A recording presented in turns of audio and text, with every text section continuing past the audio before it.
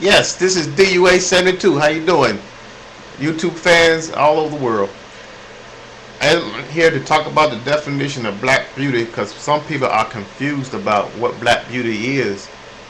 Black beauty, I don't care where you are in America. A lot of people have a lot of different factors of what black beauty is. First and foremost, the thing about what you particularly like or what you condition to like as a whole different thing.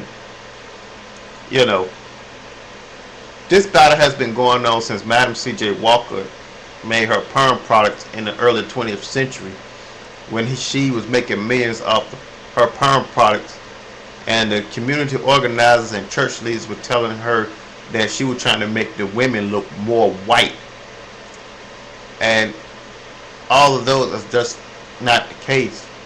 Instead of encouraging her to be an entrepreneur, they was criticizing her for, I guess, um, giving the image of women that probably already had a low self-esteem because white beauty was the standard more than black beauty.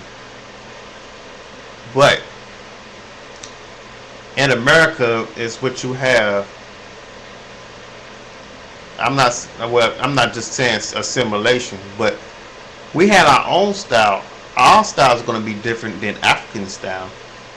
I mean, we are influenced by African cultures and everything.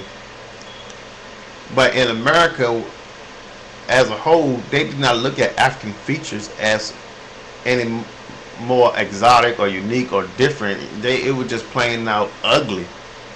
I mean, the more African you were, the more ugly you were. That's just the facts. I mean, even if you look at it in Hollywood and everything, or cartoons, you can type in racist, stereotypical cartoons or black caricatures, and you will see, little black Sambo, or we were looked at as more as creepy looking or more like scary looking or cannibalistic than anything or everything. And black women would just seem as docile, obedient, loyal mammies, basically. And a little bit of like a psychiatrist, but with a sharp wit and smart mouth. I mean, even when they was playing maids, some maids was looked at as a sassy person. So the stereotype was already subliminally in there to the point where it's the neck rolling woman that it is today that is all of a sudden just totally defiant against anybody. So, as that being said, I would tell you that black women are being judged more harshly, just like just black people in general are judged more harshly than you have with white women or just white people in general. I know most white women do the same thing, but they're not as judged like black women are. Most black women basically were more conservative. And I think you said the feminist movement. I think also the sexual revolution that messed up some black women's mindsets. I mean, you wouldn't even see. Let's take even like I say the porn industry for instance. You didn't ever see any like I say before 1970. You didn't see black women on film having having sex. That was unfathomable. Then like let's say after the mid 70s. But that's another issue. Like the point is that let's say give another example about both I say like women who have style and people mimic and copy them. The ones who are trendsetters don't get the credit. Take for instance Bo Derek with her braids. Black women been doing that before they even got to America, but she was revered for it. But was she necessarily trying to act black? Was she necessarily trying to just be more African? Probably not.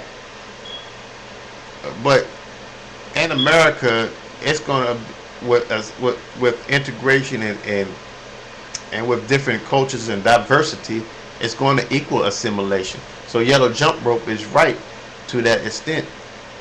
It'd be crazy for you to be in America and think that you're not going to assimilate a bit.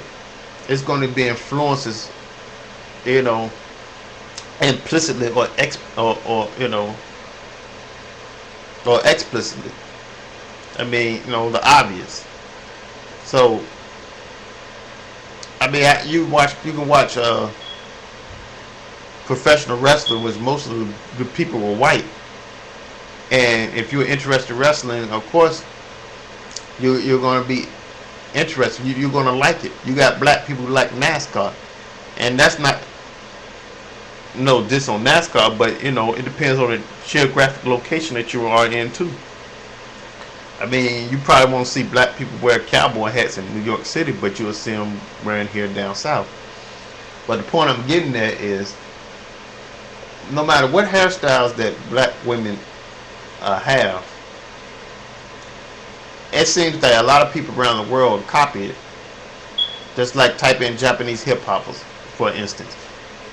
I swear, if they didn't have Asian faces, you think they were black women.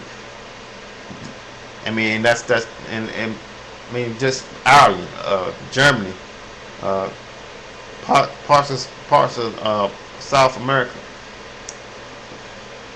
It doesn't matter if it's good, bad, or indifferent. People mock black Americans. So you mock black Americans all the time. I mean, why do you think that black women think they are self-hating? I mean, really, extensions came, I think, when Patti LaBelle came out with the New Attitude video and the new and when that song was a hit on the Beverly Hills Cop soundtrack in the early '80s. She had these $2,000 hairdos. Seemed like that's when it started to explode. But because the way she sported and the way her style was, that's what people started to gravitate towards. It's been going on just same as the Jerry curl. I mean, if I married a lady in 1970, a black woman in 1970, it'd be crazy for me to think that she was going to keep that same afro, you know, or keep, you know, looking like Pam Grier and Foxy Brown or whatever. I mean, that's just unrealistic. See, but black beauty in America are looked at as different than black beauty in Africa. I mean, Ethiopians look good. I mean, Ghana girls look good in West Africa, and I've seen them, and they look like American women with their shapes and stuff. You don't know they're African until they open their mouth. But what I'm saying is, the standard of black beauty in America are, of course, going to be different because of historical impact that it has on the minds of young black men, you know, and women. So, but no race of women in the history of the world can pull off the different kinds of hairstyles more than a black woman can. I mean, from braids to wigs to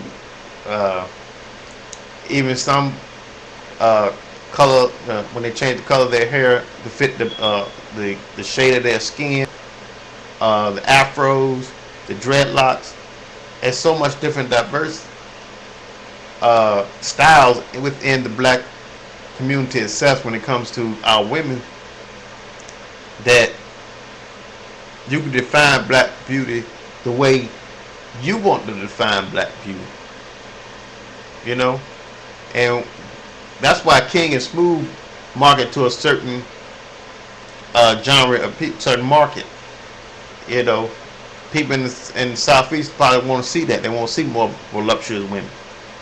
But I commend Vogue also for getting their type of models and saying, hey, it is beautiful. We represent, we are appreciating African features and how beautiful that it